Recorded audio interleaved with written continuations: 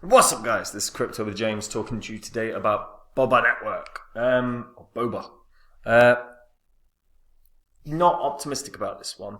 I'm really bullish on layer twos. I think that's their sort of run over the next couple of years is inevitable.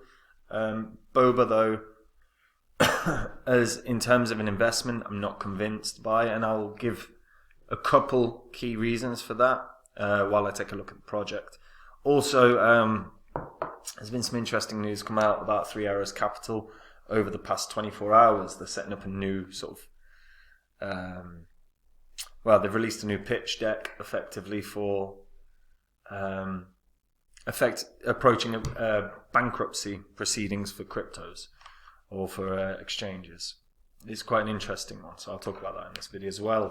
Before I get into it though, guys, if you're new to this channel, these are the first 26 coins I spoke about on this channel. They're also the ones I owned when I made the channel, though I'd been in the markets for sort of 6 years prior. Had you put in $100 into each of these coins when I release videos about them, and then you ignored them for a couple of years, you basically just held your cryptos all the way down into a recession, done everything wrong as an investor. Had you done that, put $100 into each, never sold them, you'd still be in profit $10,000 from a $2,600 investment. That's profit. And that's doing everything wrong. But if you'd done the right things, which is sell the coins when the markets were flying high at the back end of 2022, like I did, $100 into each, just $100, would have netted you a profit of 123 grand. So big difference. Obviously, if you'd put $1,000 into each, it would have been 26 grand investment, but it net you 1.2 million. Now, as I said, sold all these. These are not what I own. If you want to see the current holdings, my current portfolio, you can. You can go to copymycrypto.com. There I share my portfolio. I let the members know about any coin that I hold, the gains I think it can have, the percentage of my money that I've put into it, and they can copy along if they want to. And if that interests you, and you want to take the work out of your investing for the year, then you're going to want to go to the site. Now, on the site, we have videos released on a daily basis talking about the markets, which we've absolutely been nailing day after day after day. On top of that, we have tutorials set up for beginners, and we have a huge history of success on both the channel and the site. Obviously, Phantom is the biggest winner of all of them. Phantom was a coin that I picked out as the best investment of the year in 2020. Literally did a course titled the best cryptocurrency investment of 2020, said it would 100x or more. It ended up doing 677x. So if you'd put in 2 grand, you'd have netted 1.3 million just off of Phantom. Now I'll find another one, and when I do, I'm going to go onto the site. I'm going to tell the members about the coin, the gains I think it can have, and again, the percentage of my money I'm putting in. So if you want to find the next big gainer, go check the site, and remember, everything you read on the site, you can verify yourself on the YouTube channel's history. Right, Boba Network. Currently priced at 20.9 cents. Market cap of 35 mil. Circulating supply is only 34%. Now, Boba is a layer 2 Ethereum scaling and augmenting solution. It was built by the same team that are the core contributors of the OMG Foundation. Boba is a next-gen optimistic roll-up solution for Ethereum. So that helps to increase throughput, reduce gas fees, and extends the capabilities of smart contracts. And on top of that, look, fundamentally, the biggest thing that people need to be aware of is obviously Ethereum is massive. The ecosystem is huge, but Ethereum's throughput is piss poor, which is why scaling solutions are so damn vital. And that's why you need multiple scaling solutions. Not everything can just go onto Polygon. Not everything can just go onto Immutable X. This is why we have so many scaling solutions. So Boba have been supported by like 400 investors worldwide, including people like Tony Robbins. Alameda Research was actually a significant investor, a significant holder of Boba tokens. That is something people need to be aware of. I don't think anyone actually knows outright the amount of tokens that Alameda hold, but obviously with the insolvency of them and FTX, feasibly they could be dumped on the market at any given time, so people do need to be aware of that. That's one thing going against BOBA for me. I'll talk about the other thing in a second, but in terms of what's going for BOBA, look, reduced gas fees up to 100 times cheaper. Obviously throughput, the amount of transactions per second is a lot better as a result of the BOBA network compared to Ethereum. What I do like is that they have minting NFTs and bridging NFTs. That was a nice feature that they added. And you can pay gas in BOBA or the layer 1 native currency. So Ethereum, if you're on the Ethereum chain. And you can choose your favorite layer 1 as the settlement layer. So that actually is a pretty good thing for BOBA, is that it has become pretty damn good in terms of introducing other chains. And that is actually the goal now, is to start becoming a multi-chain where you choose your favorite layer 1 as the settlement layer. So the multi-chain partners right now are Ethereum, Avalanche, Moonbeam, and Binance. And I expect them to add to this pretty significantly. That's sort of damn important because they've got to grow. Now, in terms of developers, there's not actually a system in place other than a bug bounty. They don't have a They don't have a grants program in place. Now, obviously, that would be really beneficial, but they've not been up and running that long. So I'd want to see a grants program either initiated by BOBA or potentially, I suppose, the OMG Foundation could do that. But you've got to give developers a reason to come and build. And they've got to have stronger incentives. The bigger incentives you give developers, the more developers will come to you. It's sort of that simple. It's like for the Americans, is it the Field of Dreams, the Kevin Costner movie, where if you build it, they will come, that kind of thing. But so if you offer money, they will come.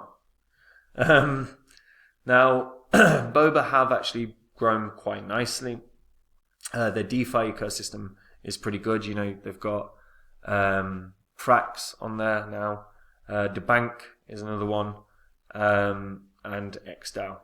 Those three in particular, pretty damn good. Although Dodo, I did think a lot to Dodo back in the day. I'm not sure what I think of it at the moment. The NFT ecosystem needs some work. Pretty thin on the ground. Their bridge, they've got multiple bridges that can be utilized for BOBA, as you would expect. A big part of BOBA is the NFT minting and then bridging across. There's several wallets that are nice and up and running. Nothing overly exciting in that regard. And their gaming ecosystem's piss poor. So there really needs to be some growth in that regard. But BOBA is, as far as layering solutions go, it's a strong layering solution. It's certainly not the strongest. There's plenty out there that are more successful. But BOBA can do something if it grows. The problem I see, and the biggest problem I see for BOBA, is the token distribution. So, as I said, right now you've got 34% of the supply out. Let's just double check that. 34%, yeah. Now, BOBA's unlock schedule is pretty goddamn massive. So, starting 20th of September, there'll be basically 30 million tokens will be unlocked every quarter. So 20th of September, then you look in 3 months down the line, But effectively, per year, 120 million tokens are released. That's a lot. So by the end of June 2025, all tokens are out. Now, if you're looking at 30 million tokens landing or being unlocked every quarter, anyone that was a strategic investor and they own 50 million tokens, they can dump it. OMG token holders, that got a huge allocation because of the airdrop, when their tokens are released, they will probably dump it. Treasury is very unlikely to. Current and future team members, it depends. It depends how they're structuring if they're structuring a pay schedule or if that is their payment. Because if that's their payment, some of them are going to want to cash that in. But you're looking at an immense amount of tokens being released on a yearly basis. And then, of that amount, you're looking at very possibly 290 million of that is up in the air about whether or not it's going to be dumped on the market. That's a lot.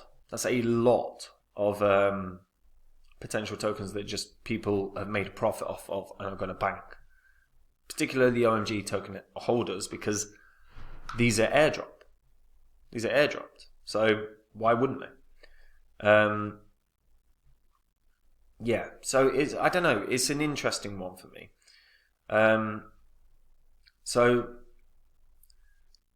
To be fair, the OMG, the airdrop, one thing I'll say is the airdrop the majority of that must be out by now, if not all of it, I would have thought. The only question is was there an unlock schedule for the OMG holders? I'm not sure that what would be. Well, I'm definitely sure there wouldn't be an unlock schedule for the OMG airdrop. The question is did they do 100% of the airdrop in a one-off, or are they doing multiple different airdrops over the course of time? Snapshot there. OMG.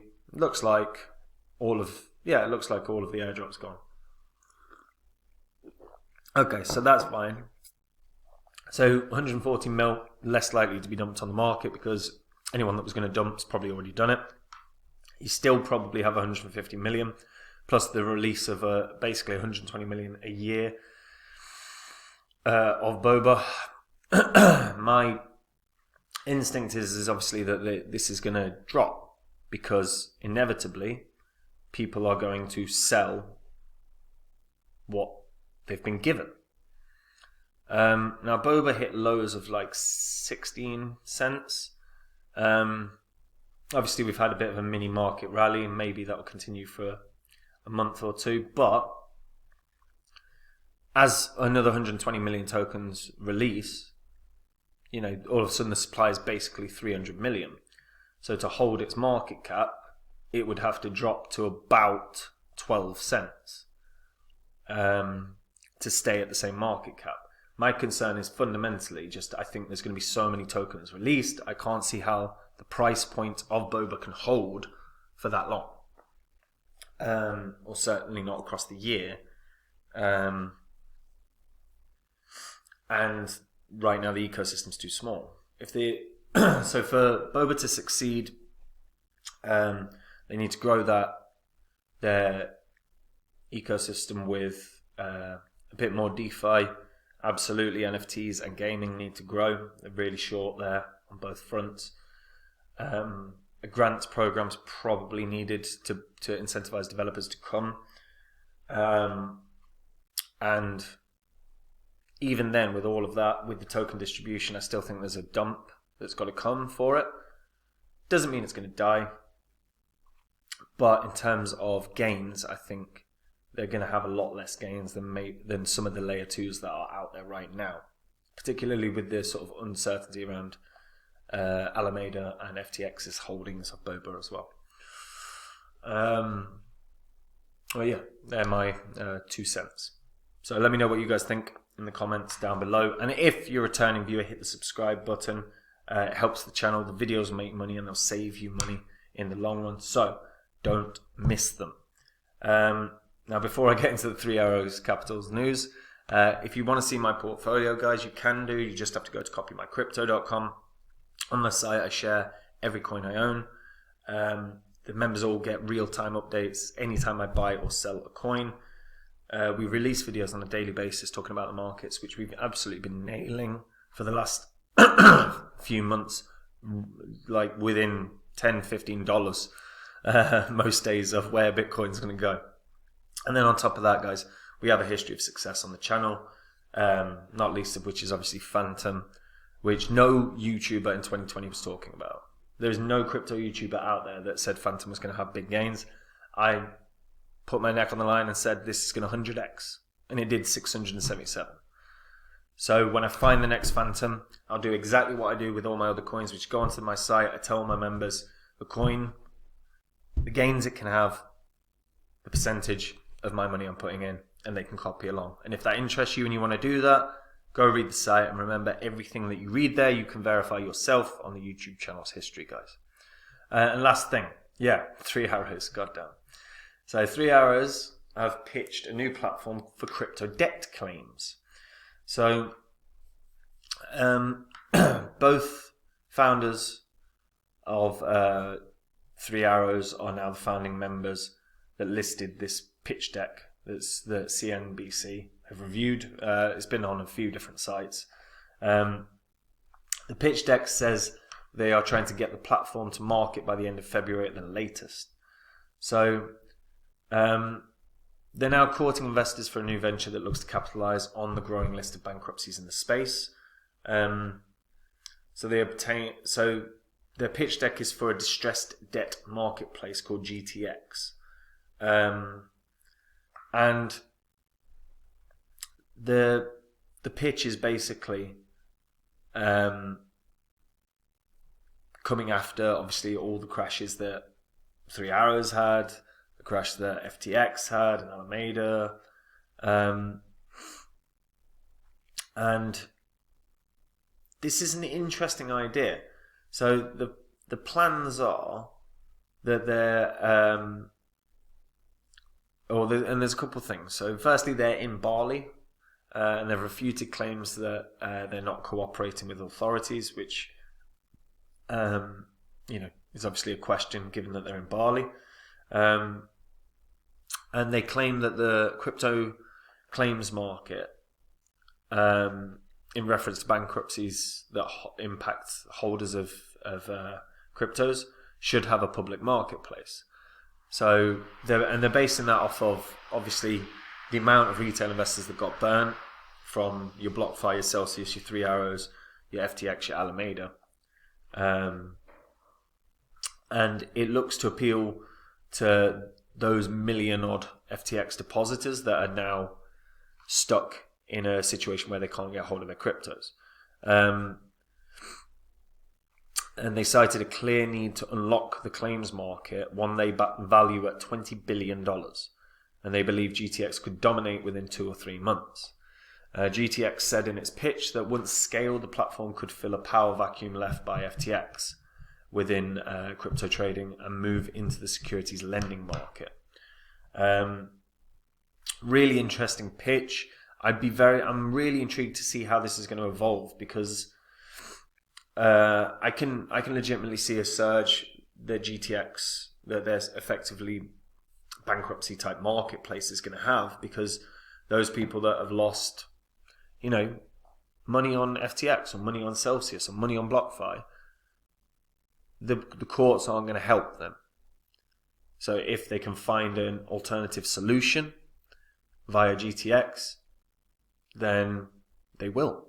So there's the real potential here, because there is going to be a demand. Obviously, the question that comes as well is, can you trust the founders of this, given that their venture capital firm collapsed? So that's something that people are going to have to weigh up as well. But it's a really interesting sort of scenario. So I'm intrigued to see how this plays, especially if they're looking to launch by the sort of end of Feb. Again, let me know what you guys think. If you got burned by FTX or Alameda or Celsius or BlockFi, Voyager, does this appeal to you? Let me know in the comments down below. And I'll see you soon, guys. Take it easy. Bye-bye.